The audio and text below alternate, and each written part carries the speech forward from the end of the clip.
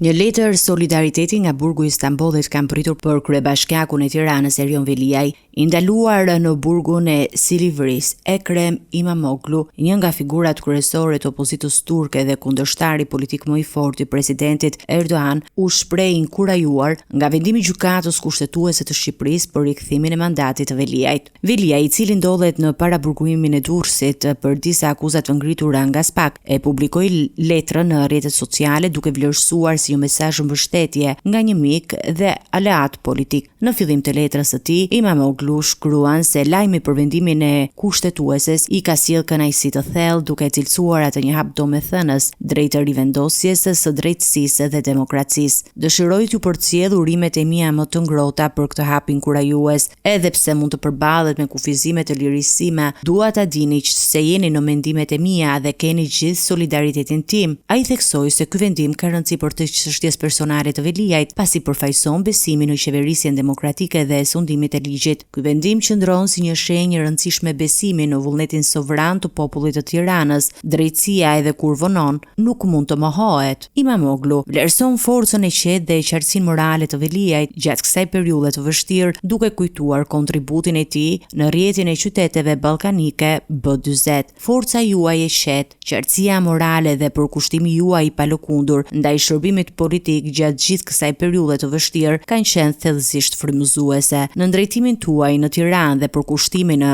rrjetin e qyteteve ballkanike B40, keni treguar se demokracia nuk mbahet vetëm nga institucionet, por nga ata që e mbrojnë atë me guxim, integritet dhe bindje. Sipas tij, lufta për demokraci nuk njeh kufi dhe përvoja e tyre të përbashkëta tregojnë se çdo përpjekje për drejtësi në një vend është pjesë e një betejë më të gjerë ndërkombëtare. Në fund të letrës, Imamoglu shpreh bindjen se qendresa e Veliajt do të vazhdojë të frymëzojë ata që besojnë te drejtësia dhe vlerat demokratike. Nga ana tjetër, Imamoglu në Turqi përballet me rrezikun e një dënimi ekstrem prej 2300 vite burg, ndërsa Veliaj në Shqipëri është në hetim për një sër akuzash nga SPAK.